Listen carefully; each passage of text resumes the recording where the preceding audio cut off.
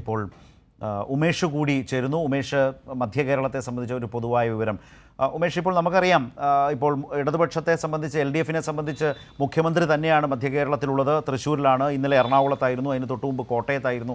അങ്ങനെ മധ്യ കേരളത്തിൽ മുഖ്യമന്ത്രിയാണ് LDFൻ്റെ ഇപ്പോഴത്തെ പ്രചാരണത്തിൻ്റെ വലിയ ശ്രദ്ധാകേന്ദ്രം.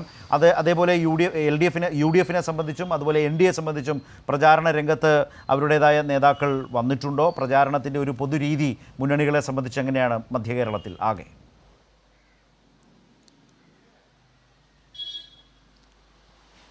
ശരത്ത്, മധ്യ കേരളത്തിലും ഈ പ്രചാരണ രംഗത്ത് LDFന് സ്വാഭാവികമായും മേൽക്കൈയുണ്ട്. അത് സ്ഥാനാർത്ഥി പ്രഖ്യാപനം തൊട്ട് ഉള്ളതാണ് ഈ മേൽക്കൈ.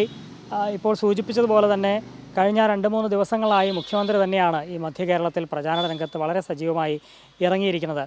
ഇടുക്കിയിലെയും കോട്ടയത്തെയും എറണാകുളത്തെയും അദ്ദേഹത്തിൻ്റെ തെരഞ്ഞെടുപ്പ് പ്രചാരണ പരിപാടികൾ കഴിഞ്ഞു. ഇന്നിപ്പോൾ തൃശ്ശൂരിലാണ്. എല്ലായിടത്തും വലിയ ആൾക്കൂട്ടം മുഖ്യമന്ത്രിയെ കാണാൻ എത്തുന്നുണ്ട്. അദ്ദേഹം സംസ്ഥാന സർക്കാർ കഴിഞ്ഞ 10 വർഷം നടപ്പാക്കിയ വികസന പ്രവർത്തനങ്ങൾ ജനങ്ങളോട് സമ്മതിച്ചുകൊണ്ട് തന്നെ മുന്നോട്ട് പോകുന്നു. അപ്പോൾ മുഖ്യമന്ത്രി തന്നെയാണ് ഈ LDFൻ്റെ മധ്യ കേരളത്തിലെ തെരഞ്ഞെടുപ്പ് പ്രചാരണ രംഗത്ത് ഹൈലൈറ്റ് എന്ന് നമുക്ക് പറയാം. ഒപ്പം മറ്റ് കേന്ദ്ര നേതാക്കൾ വരും ദിവസങ്ങളിൽ മധ്യ കേരളത്തിലേക്ക് വരുന്നുണ്ട്. പ്രകാശ് കാരാട്ട്, വൃന്ദ കാരാട്ട്, മറിയം ധാവളെ അടക്കമുള്ള മുതിർന്ന നേതാക്കൾ, കേന്ദ്ര നേതാക്കൾ, ഇടതുമുന്നണിയുടെ മുതിർന്ന നേതാക്കൾ മധ്യ കേരളത്തിലേക്ക് വരുന്നുണ്ട്. അതേസമയം UDFൻ്റെ കാര്യമെടുത്താൽ ഇന്നിപ്പോൾ എറണാകുളം ജില്ലയിൽ തന്നെ അങ്ങനെ കാര്യമായി മുതിർന്ന നേതാക്കൾ ആരും ഈ പ്രചാരണ രംഗത്തില്ല എന്ന് തന്നെ പറയാം.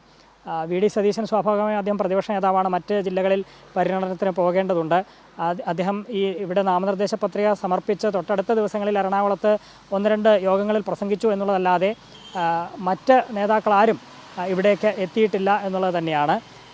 അതേസമയം ഇടത് മുന്നണി സ്ഥാനാർത്ഥികൾ എമ്പാടും വാഹന പര്യടനം, പൊതുപര്യടനം ഒക്കെ നടത്തി ഓരോയിടത്തും ഇടവേളകളില്ലാതെ ജനങ്ങളിലേക്ക് എത്തുകയാണ് എന്നുള്ളതാണ്. ഇന്നലെ ഇപ്പോൾ നാമനിർദ്ദേശ പത്രിക പിൻവലിക്കാനുള്ള സമയം കൂടി കഴിഞ്ഞതോടെ മധ്യ കേരളത്തിലും ഈ സ്ഥാനാർത്ഥികളുടെ പൊതുചിത്രം അടക്കം വ്യക്തമായിട്ടുണ്ട്, മത്സര ചിത്രം വ്യക്തമായിട്ടുണ്ട്. എറണാകുളത്ത് മാത്രം 85 സ്ഥാനാർത്ഥികൾ മത്സര രംഗത്തുണ്ട്.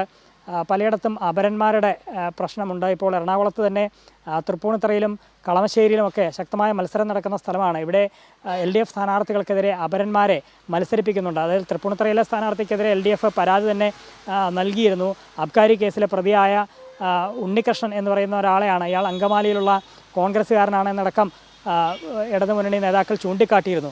അത്തരത്തിൽ അപരന്മാരുടെ പ്രശ്നമുണ്ട്. പക്ഷേ അതിനെല്ലാം മറികടന്നുകൊണ്ട് വളരെ ആവേശപൂർവ്വം ഇടതുമുന്നണിയുടെ സ്ഥാനാർത്ഥികൾ അതാത് മണ്ഡലങ്ങളിൽ അവരുടെ പര്യടനം വളരെ സജീവമായി തന്നെ മുന്നോട്ട് പോകുന്നു. UDF സ്ഥാനാർത്ഥികളും പര്യടന രംഗത്തുണ്ട്, വോട്ടർമാരെ കാണുന്നുണ്ട്. NDA സ്ഥാനാർത്ഥികളും സമാനമായ രീതിയിൽ തന്നെ പോകുന്നുണ്ട്. പക്ഷേ മുതിർന്ന നേതാക്കളാരും തന്നെ അവരുടെ പ്രചാരണ പരിപാടിയിൽ സംസാരിക്കാനായി കാര്യമായ പരിപാടികളൊന്നും ഇതുവരെ തുടങ്ങിയിട്ടില്ല എന്ന് തന്നെ പറയാം.